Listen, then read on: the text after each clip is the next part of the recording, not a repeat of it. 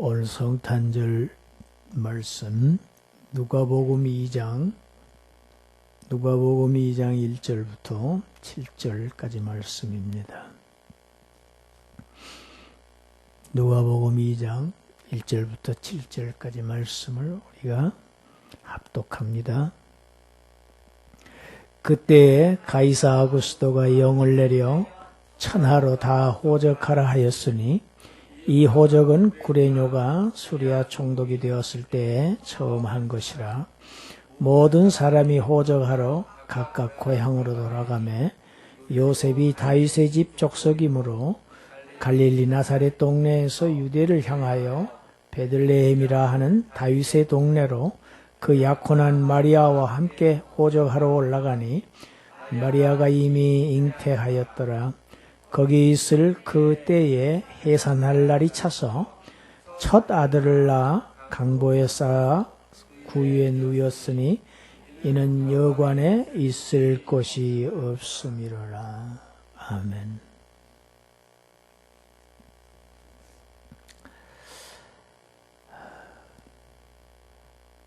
로마는 왕정을 하다가 또 공화정을 하다 자꾸 이렇게 많은 반복을 거치면서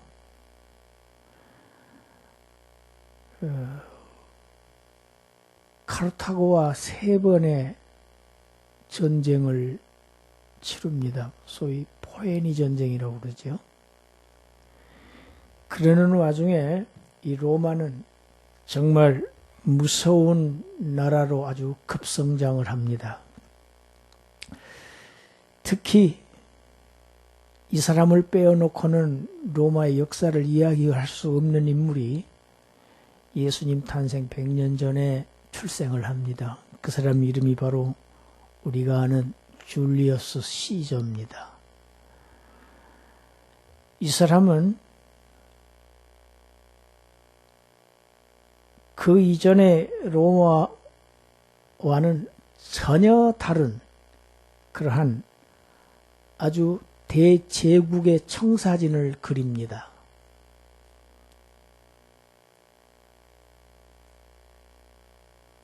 그는 알고 있는 것이 하나 있었어요. 로마의 그 원로원 중심으로 돌아가는 이런 공화정 체제를 가지고는 세계를 지배할 수 없다는 것을 알았습니다. 그래서 이제 로마는 황제 체제로 변혁되어야 한다. 황제가 다스리는 나라, 그러니까 공화정이 아니고 1인 지배 체제를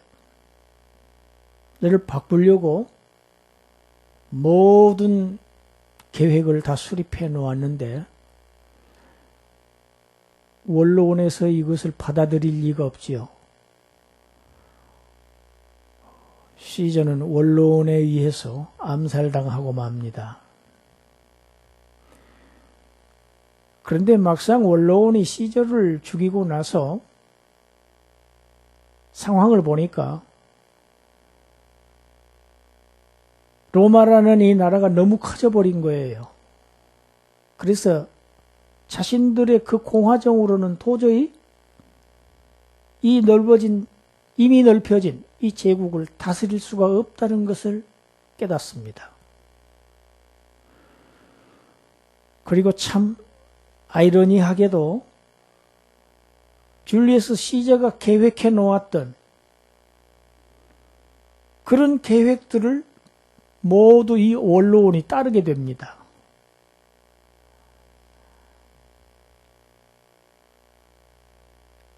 제일 먼저 한 것이 시저의 유언대로 그의 양자 옥타비아누스라고 그러죠. 옥타비아누스를 로마 제국의 첫 황제로 등극시킵니다. 그리고 그에게 아주 거창한 존칭을 헌정합니다. 존엄하신 황제. 그런 뜻을 가진 단어가 오늘 1절에 나온 가이사 아구스도라는 뜻입니다. 아구스토, 영어로는 오거스트지요. 8월이라고 하는. 이 존엄하다는 뜻을 가지고 있습니다. 예수님은 바로 이 가이사 아구스토 때에 출생하셨습니다. 오늘 본문은 우리 예수님께서 이 가이사 아구스토 때 출생하시게 된 내력을, 역사를 기록하고 있는 것입니다.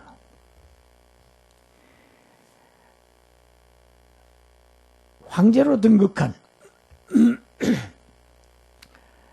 이 가이사 아구스토,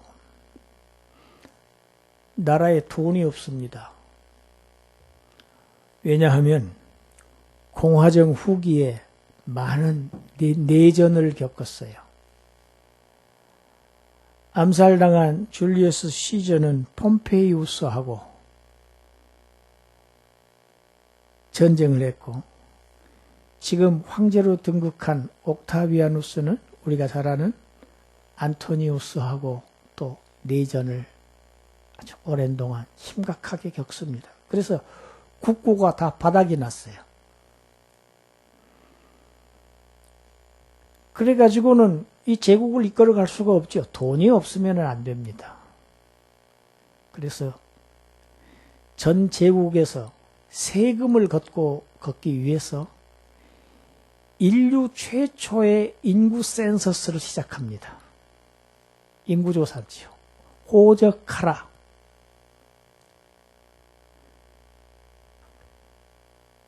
여러분, 이 호적은 다 고향에 가서 하게 되어 있습니다.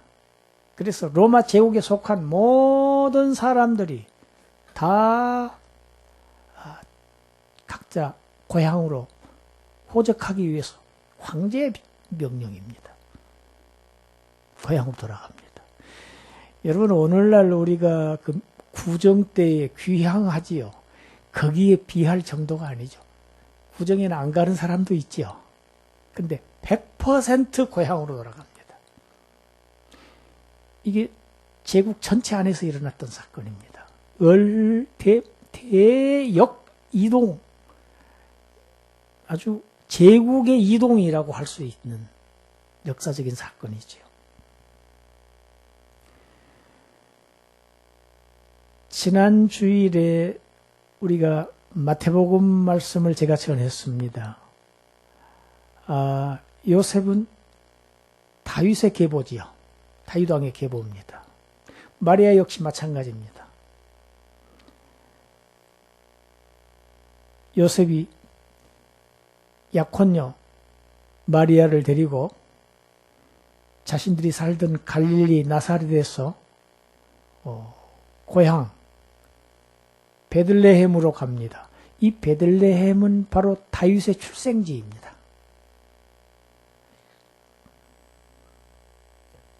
물론 마리아는 지금 임신한 상태입니다.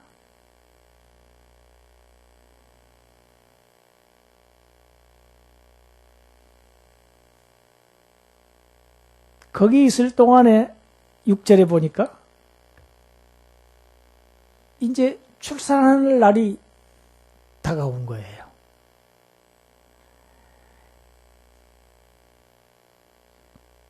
첫 아들을 낳았습니다. 여러분, 성경을 우리가 유심히 봐야 됩니다. 첫 아들을 낳았다고 기록하고 있죠. 이 얘기는 무슨 얘기일까요?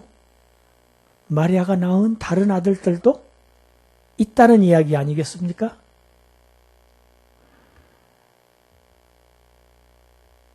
우리 초등학교 학생들도 고개를 끄덕거립니다. 이 첫 아들이라는 단어를 보면 다른 아들도 있다는 것을 우리가 얼마든지 짐작할 수 있지요. 마가복음 6장 3절 우리 같이 읽습니다. 이 사람이 마리아의 아들 목수가 아니냐? 야고보와 요셉과 유다와 시몬의 형제가 아니냐? 그 누이들이 우리와 함께 여기 있지 아니하냐 하고 예수를 배척한지라. 마가는 예수님의 형제들의 이름을 구체적으로 적었어요. 남자 형제가 넷이지요. 그리고 여동생들이 최소한 누이들, 그러니까 2명 이상이죠. 왜 제가 이 말씀을 드리느냐? 가톨릭에서는 마리아 종신처녀서를 가르칩니다. 마리아가 종신처녀였다는 거예요. 성경하고 맞습니까? 가톨릭의 교리가 성경하고 불일치되는 것이 너무 많아요. 마리아 숭배 사상, 종신처녀였다만 얘기한 게 아니에요. 마리아 무죄설, 거기에다가 더욱 가관인 것은 마리아 부활 성천설까지 가르칩니다. 신격화시킵니다. 그래서 마리아의 이름으로 기도하게 합니다. 아베 마리아 노래가 그거지요. 멋있는 노래. 여러분, 우리는 기도를 누구의 이름으로만 합니까? 오직 예수님의 이름으로만 합니다. 왜 예수님의 이름으로만 기도해야 할까요? 하나님과 우리 죄인들 사이에 가운데 서실 수 있는 중보자는 한 분밖에 없다고 디모데서에 분명히 명시되어 있습니다. 중보자는 오직 한 분, 그리스도밖에 계시지 않는다. 여러분, 교황이 우리와 하나님과의 중보자가 될 수 없습니다. 마리아가 인생들과 하나님과의 중간에 설 수 있는 중보자가 될 수 없습니다. 우리는 마리아의 이름으로 기도하는 것은 전혀 성경과 다릅니다.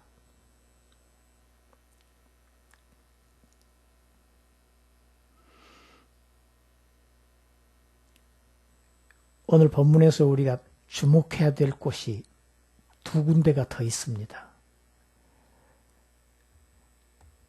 여관에 있을 곳이 없었다는 사실입니다. 그래서 어디에 예수님이 누이셨습니까? 구유. 구유는 뭐지요? 짐승의 밥그릇이지요. 먹이통이지요. 그러니까 축사 안에 계셨지요. 산부인과 이렇게 신생아실에 누이신 게 아니고, 아니면 가정집 안방에, 따뜻한 안방에 누이신 게 아니고, 가축, 짐승. 왜 구유에 누이셨는가? 여러분, 우리는 다분히 구유에 누이신 예수님, 그를 상당히 서정적으로, 감성적으로 굉장히 이렇게 받아들일 가능성이 있습니다. 그런 경향이 상당히 지금 있습니다. 그러나 우리가 조금 예리하게 볼 필요가 있습니다. 왜 강보에 쌓인 채로 짐승의 밥그릇에 누워 계셨느냐? 이유는 여관에 방이 없었다는 겁니다. 여러분, 전 제국이 이동하는 마당에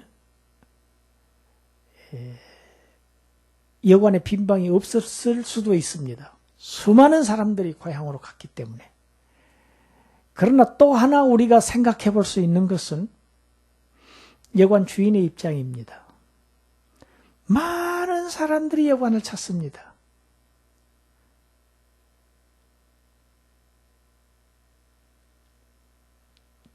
여러분, 우리 바캉스 시즌에 관광지 가면은 예약하지 않으면 방을 잡기 어렵지요. 그리고 그때 방값도 더 비싸지요. 여러분, 그런 현상이 지금 생기지 말라는 법이 없어요. 사람이 이런 예나 지금이나 똑같습니다. 수많은 사람들이 방을 달라는 사람은 많고 방은 적을 때 어떻게 하겠습니까? 여러분, 곧 아이를 낳을 이 번거로운 부부에게 방 주기를 여관집 주인이 거절했을 가능성도 얼마든지 있다는 것을 우리가 유추해 볼 수 있습니다. 아무튼 어쨌든 무슨 이유였든 간에 자신을 송두리째 모두 피 한 방울까지 남김없이 다 내어 주시려고 오신 주님에게 이 세상은 잠시 동안 방 한 칸조차도 빌려드릴 수조차도 없었습니다.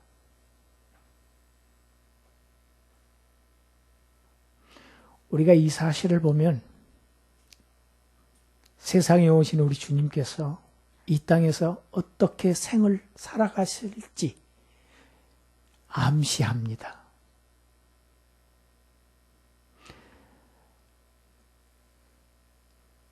세상을 심판하러 오시지 않았습니다. 초림 예수님은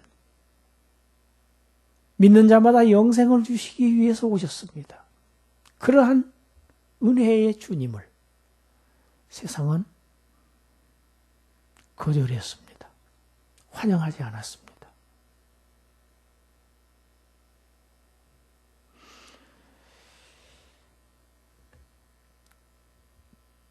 이미 이사야 선지자가 예언해 놓은 말씀이 있습니다. 이사야서 53장 3절 우리 읽어봅시다. 그는 멸시를 받아 사람들에게 버림받았으며 간고를 많이 겪었으며 질고를 아는 자라. 마치 사람들이 그에게서 얼굴을 가리는 것 같이 멸시를 당하였고 우리도 그를 귀히 여기지 아니하였다. 멸시 천대, 스스로 하늘에서 땅으로 떨어지신 이 빛 스스로 비천해지신 우리 주님을 이 세상은 그 존귀하신 주님을 세상은 조금도 귀하게 여기지 않았습니다. 그것을 이미 이사야 선지자가 700여 년 전에 예언했습니다. 그대로입니다. 그 말씀이 이루어진 겁니다.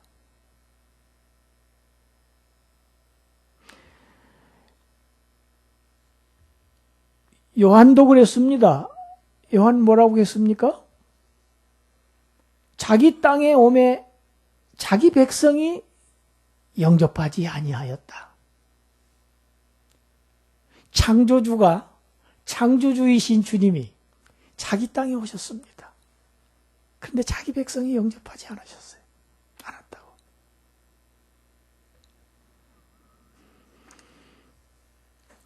여관에 있을 곳이 없어서 구유에 누이셨다.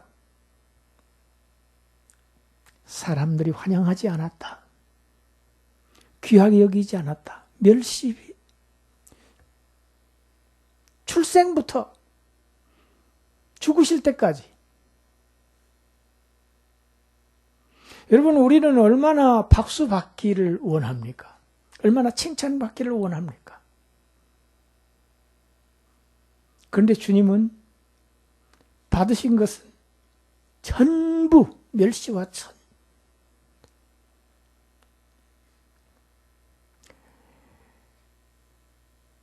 출생 때만 구유에 누이신 게 아니죠.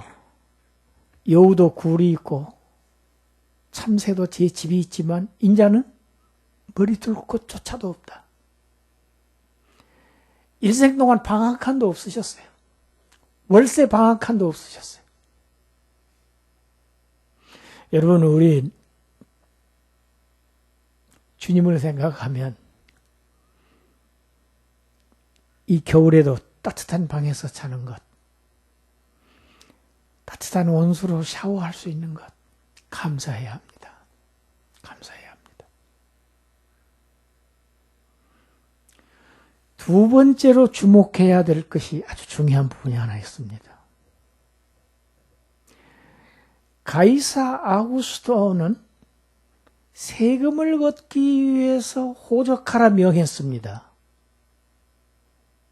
가이사 아구스토의 목적은 세금 징수입니다. 국고를 채우는 일이었습니다. 그런데 하나님은 가이사 아구스토의 이 세금 징수를 위한 이 계획을 배후에는 하나님의 뜻이 계시다는 뜻이 역사합니다. 하나님의 섭리가 있었다는 것을 우리가 알 수 있습니다. 가이사 아구스도의 이 정책, 통해서 하나님께서 이미 700년 전에 미가 선지자를 통해서 예언하신 하나님의 말씀을 이루십니다. 그 말씀을 우리 미가서 5장 2절 읽겠습니다. 시작. 베들레헴 에브라다야, 너는 유다 족속 중에 작을지라도 이스라엘을 다스릴 자가 네게서 네게로 나올 것이라. 그의 근본은 상고의 영원에 있느니라. 아멘.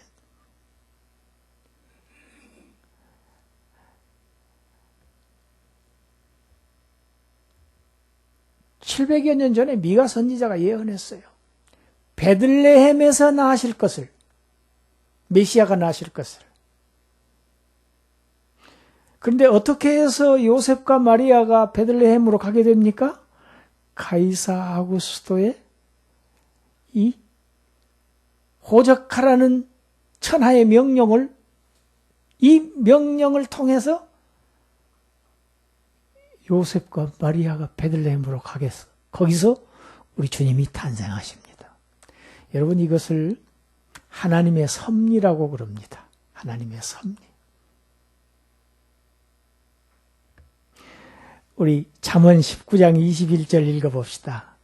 사람의 마음에는 많은 계획이 있어도 오직 여호와의 뜻만이 완전히 서리라. 할렐루야. 사람이 이런저런 계획을 세웁니다. 일을 추진합니다. 머리를 짜내서 일을 도모합니다. 그러나 그걸 통해서 하나님은 하나님의 뜻을 이루어 가십니다. 할렐루야. 오늘 지금 이 순간도 여러분, 우리나라 지금 현재 상황이, 이 위치가 한없이 불안하고 한없이 위태롭고 조마조마하고 걱정스러운 게 사실입니다. 그러나 우리 그리스도인들은 이럴 때 시선을 어디로 향해야 하느냐? 하나님을 향해야 합니다. 위를 바라다 보아야 합니다. 이 역사의 시간 배후에 하나님의 무슨 섭리가 있으신지, 하나님이 무엇을 이루어 가려 하시는지 거기를 주목해야 합니다. 지금도 역사의 수레바퀴 속에서 하나님의 뜻, 하나님의 목적은 진행되고 있고 이루어져 가고 있고 성취되어져 가고 있고, 그 과정에서 하나님의 나라, 저와 여러분들의 영원한 나라는 완성을 향해서 진행되어 가고 있습니다. 이것이 인류의 역사였습니다.